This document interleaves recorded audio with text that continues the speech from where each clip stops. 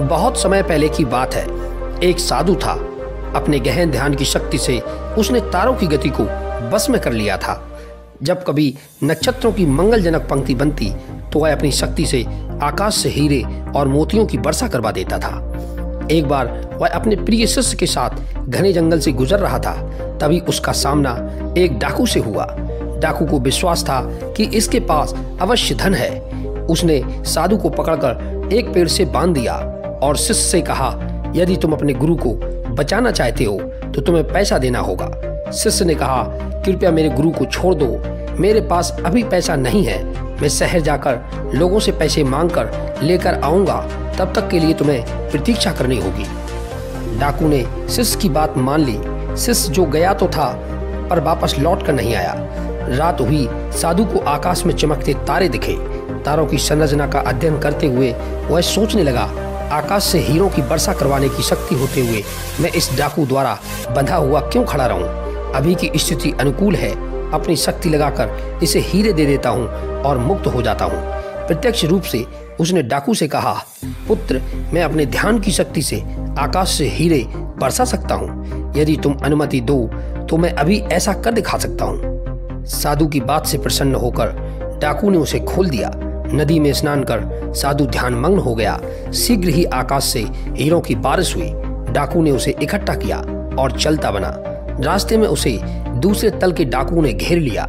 उसने कहा, एक साधु वहां बैठा है, उसके पास जादुई शक्तियां हैं जिससे वह हीरों की बारिश करवाता है। सभी डाकू साधु के पास गए और उससे धन मांगा। दुर्भाग्यवश तारों की स्थिति बदल गई थी।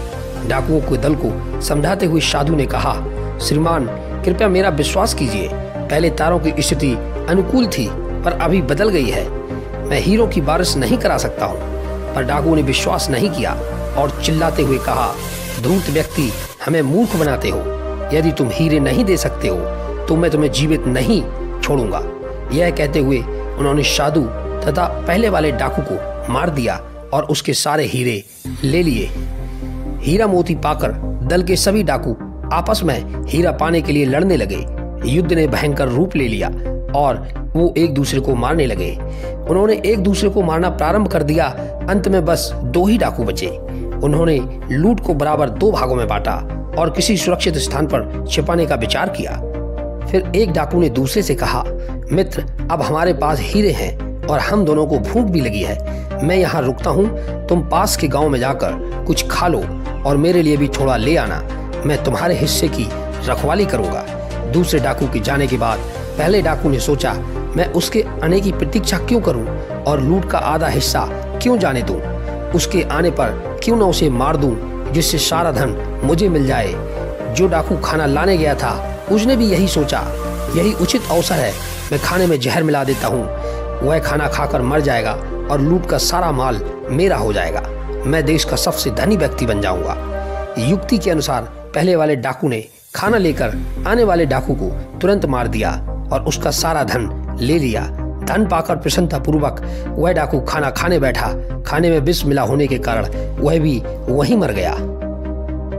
इस कहानी से हमें शिक्षा मिलती है कि हमें लूटे हुए धन या चोरी किए हुए धन या गलत तरीके से कमाए हुए धन से कोई लाभ प्राप्त नहीं होता है। यदि जीवन में सुख व शांति चाहिए तो मेहनत की कमाई का धन हमें शांति व सुख दे सकता है।